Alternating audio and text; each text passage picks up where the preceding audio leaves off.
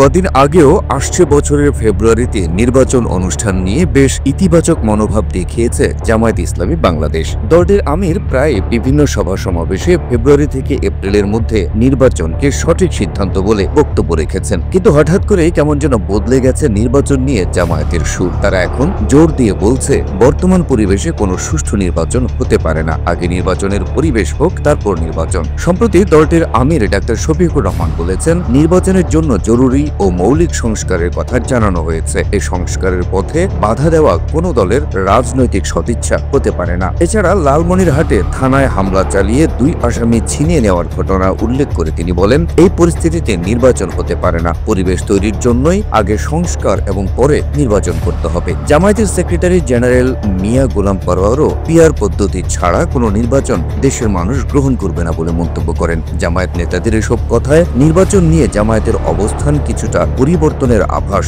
স্পষ্ট হয়ে ওঠে।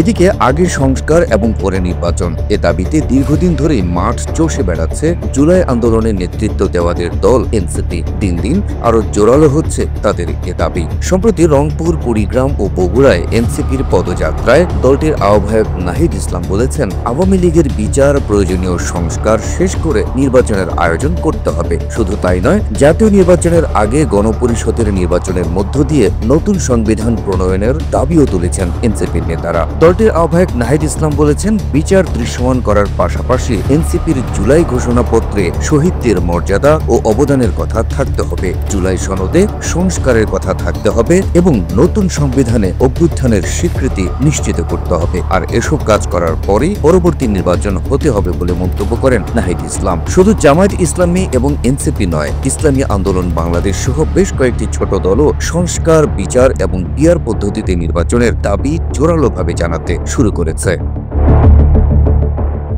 এই অবস্থায় প্রধান রাজনৈতিক দল বিএনপি মনে করছে, সংস্কার, বিচার এবং পিআর পদ্ধতির নির্বাচন ইস্যুতে দলগুলোর এমন পরস্পর বিরোধী বক্তব্যে নির্বাচন নিয়ে অনিশ্চয়তা শুরু হয়েছে। আর এজন্য জামায়াতে ইসলামী বাংলাদেশ এনসিপিকে প্রধানত দায়ী করছে বিএনপি। তাদের অভিযোগ, এনসিপির সুরেই সুর মিলাচ্ছে জামায়াত ইসলামী। পিআর পদ্ধতি বিষয়ে বিএনপির স্থায়ী কমিটির সদস্য সালাউদ্দিন আহমেদ সম্প্রতি বলেছেন, নির্বাচনে যাদের জামানত বাজেয়াপ্ত হবে এবং যারা আনুপাতিক হারে নির্বাচন চাচ্ছে তারাই বিএনপির সমালোচনা করছে। বিভিন্ন ইস্যু তৈরি করে তারাই নির্বাচনকে বিলম্বিত করার চেষ্টা করছে। রাজনৈতিক বিশ্লেষকরা বলছেন, এই মুহূর্তে নির্বাচনকে কেন্দ্র করে স্পষ্টত দুটি ভাগে বিভক্ত হয়ে আছে রাজনীতির মাঠ। এর এক পক্ষে বিএনপি ও সমমনা কয়েকটি দল এবং অন্য পক্ষে এনসিপি, জামায়াত ইসলামী ও কয়েকটি সমমনা ইসলামী দল। এ অবস্থায় নির্বাচন নিয়ে অনিশ্চয়তা আর রাজনৈতিক দলগুলোর মধ্যে অনৈক্য রাজনীতির গতিপথকে কোন দিকে নিয়ে যায় সেটি এখন দেখার বিষয়।